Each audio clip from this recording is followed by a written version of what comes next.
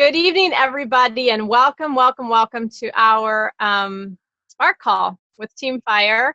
I really am excited to talk to you guys again. I look forward to these weekly calls. I actually treasure them because, like, all week I'm thinking about my team, and I post things in our team group. But there's just some things I'm like, man, I just wish I could talk to them about, where they could, see me and hear me and kind of get more the feel of what I'm trying to express. So I hope you guys enjoy and treasure these times too, because sometimes I feel like out of touch until I finally get to do this again and talk to you guys. Okay, so this is the month of February. This is my first Zoom this month. I guess Charlotte did one last week with y'all when I was gone.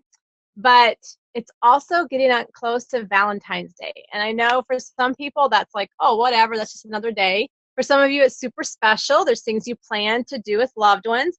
But regardless, it is celebrated in our country. And so it's just kind of something that is in the air.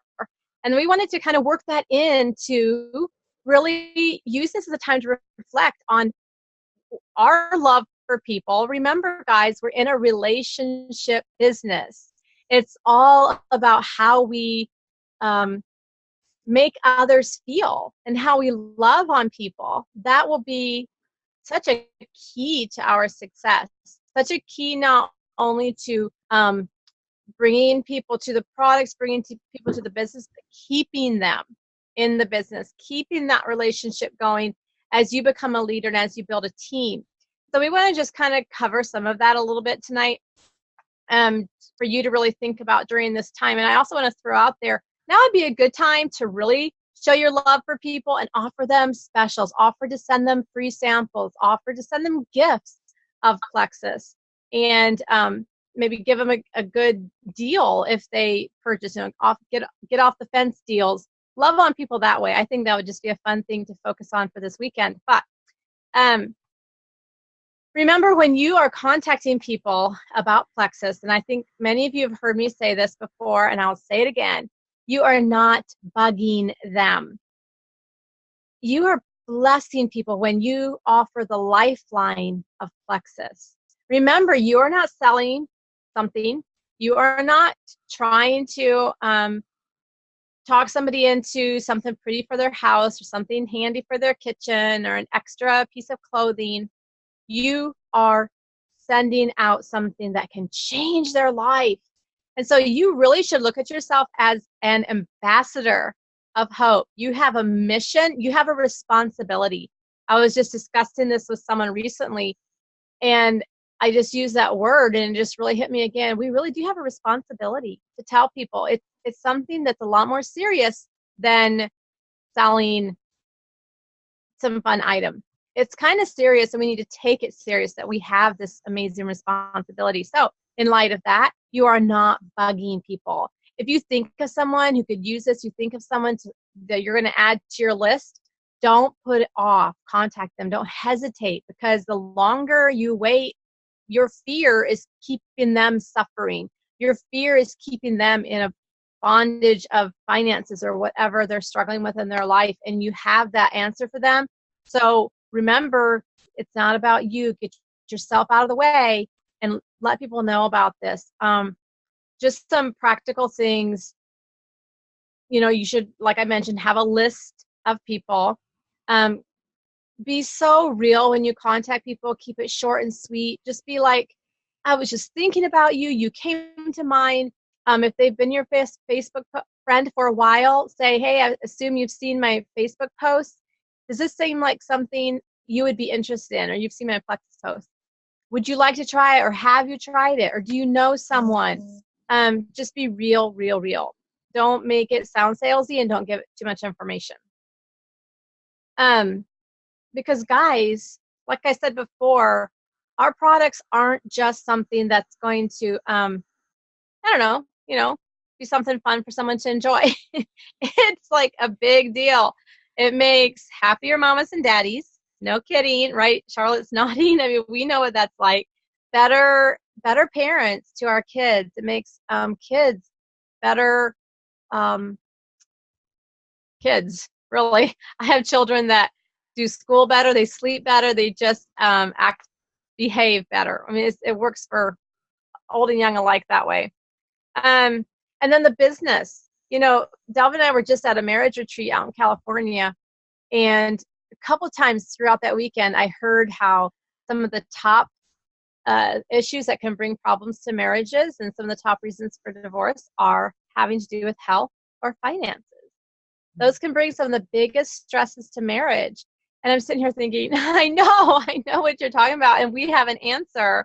And so look at it that way. You're saving marriages. I mean, that's not exaggerating. We have people on our team, and if some of you want to, I can't see you raise hands, but if you want to throw out in the chat here, if you or someone you know of has really, really helped with your relationship with your husband or your children, you know, people that are close to you, give us a shout out for that, because we know what that's like.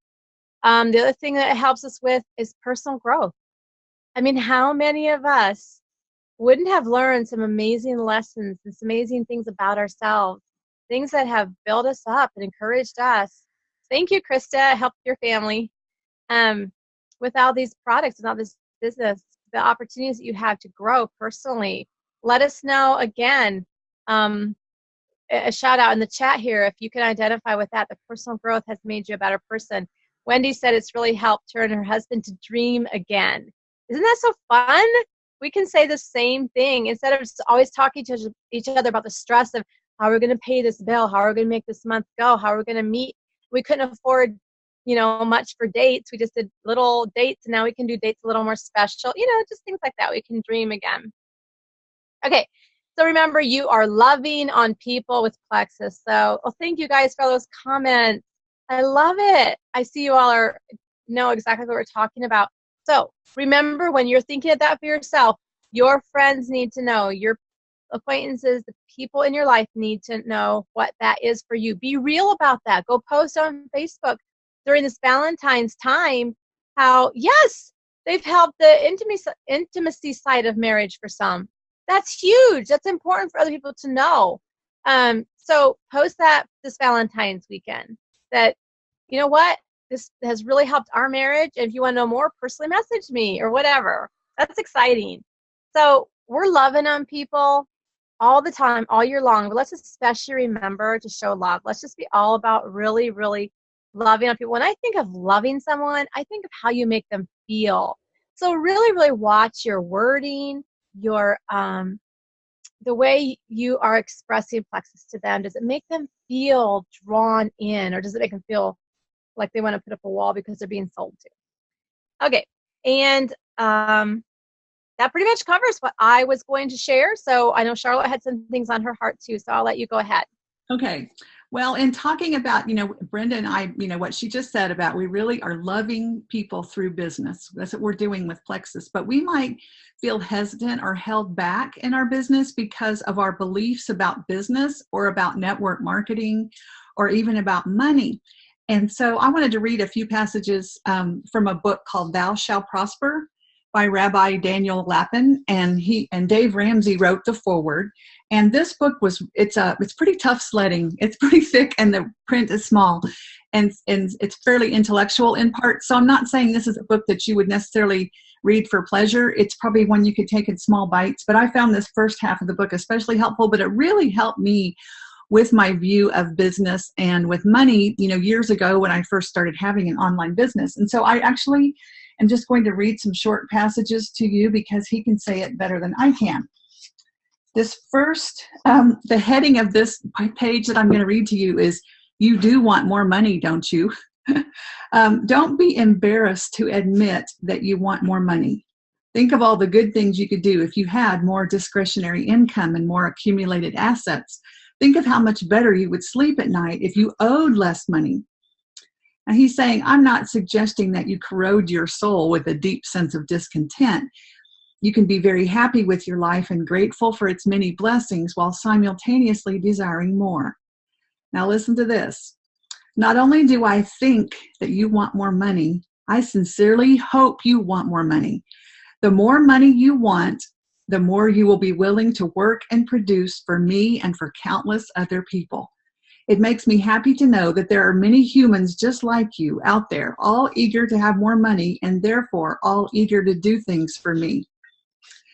And then I'm going to skip down here. He says, if you're living on a park bench, panhandling passersby and feeling quite content with your life, then you're unlikely to be motivated to do anything for me. Similarly, if you feel that struggling through the month, trying to figure out which bills to pay is just the way things are, then you're unlikely to expend any energies trying to figure out how to earn more money by supplying some of the things that the rest of us need or want. Okay, so that's one little piece. I kind of just went through some sections and found the parts that I had underlined, and they were just things that I wanted to share with you tonight. Okay, now this is interesting. I had forgotten about this part. Gold is good, God said so. Listen to this. During the 7 days of creation, the word good is used 7 times as God brings various parts of the world into being and expresses profound satisfaction at how they came out. Amazingly, the 8th appearance of the word good is applied to nothing other than the eternal symbol of money, gold. So go look at Genesis 2:12. And God said, and the gold there, he talks about a land where there's gold, and the gold is good. So if gold and money would be something evil and nasty, then God wouldn't. If that was the 8th time that God used the word good in the Bible. It is perfectly kosher to ask God for more money. If you are comfortable with prayer, go ahead and include a request for prosperity in your prayers. What you are really asking for is the opportunity to serve your fellow human beings. So think about that. When we ask God to prosper our Plexus business, help us rank up, make more money, what we're really asking is for the opportunity to serve our fellow human beings. And I think that that is profound. Okay, let me skip ahead to a next section. I'm just reading you little tidbits in this good stuff, though. Okay, to really succeed in whatever is the business of your choice, you have to come to understand and utterly absorb into your being the fundamentally true idea that your activities in your business are virtuous and moral, provided, of course, that you conduct your business affairs honestly and honorably.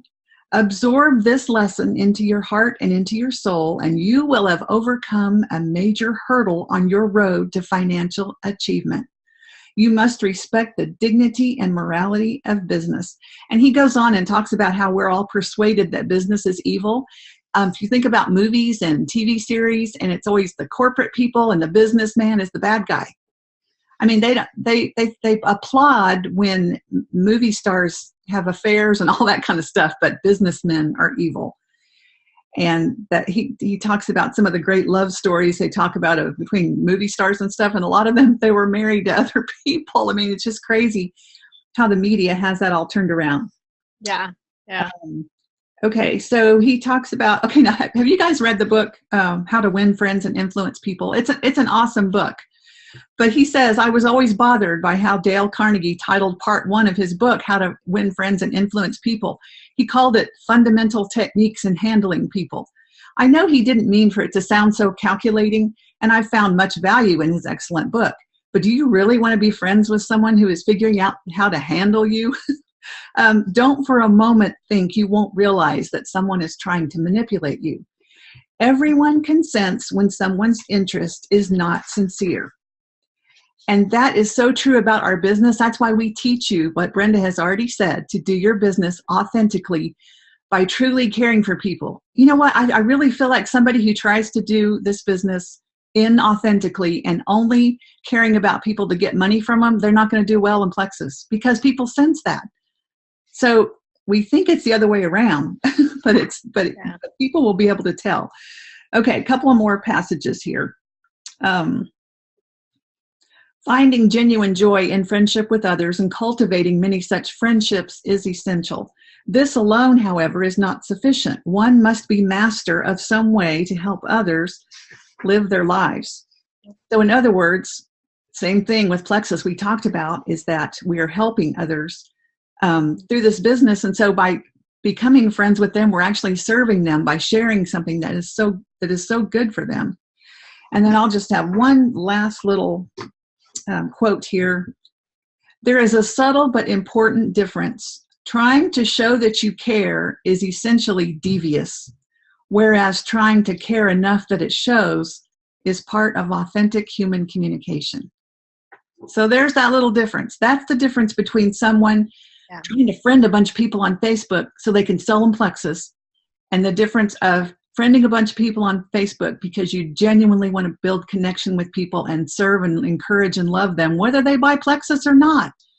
But it's a whole lot more likely that people are going to buy Plexus if you connect with them and they see your posts and stuff. And so it's just people can just feel it. They can feel it. And I'm telling y'all, I am so glad that Brenda got out of her comfort zone and shared Plexus with me, because if she hadn't, my family would still be struggling financially. We wouldn't be pastoring the church that my husband is at, because we couldn't have afforded to have taken the church because it was a cut in salary at first. And so there's lots of things in my life that would be so very different. And my health, oh my goodness, I would be filling prescriptions every month and doing things that I didn't want to do, but I felt trapped health-wise. And so I am grateful. She did me a huge favor. She blessed me and she loved me through business by sharing Plexus with me. And so I want you to turn that around in your head. And, sure, you're going to gain if someone, buys Plexus from you, but that's how business works. We give people value and we serve them, and in exchange, we earn money. That's how God set up business to work. So anyway, okay, well, that's going to be the end of what we have for you tonight. And we're going to turn off the recording and give those of you live on the call an opportunity to ask some questions, and they need to be pertaining to the topic tonight. But let me go ahead and turn off the recording and honor the people who were able to make it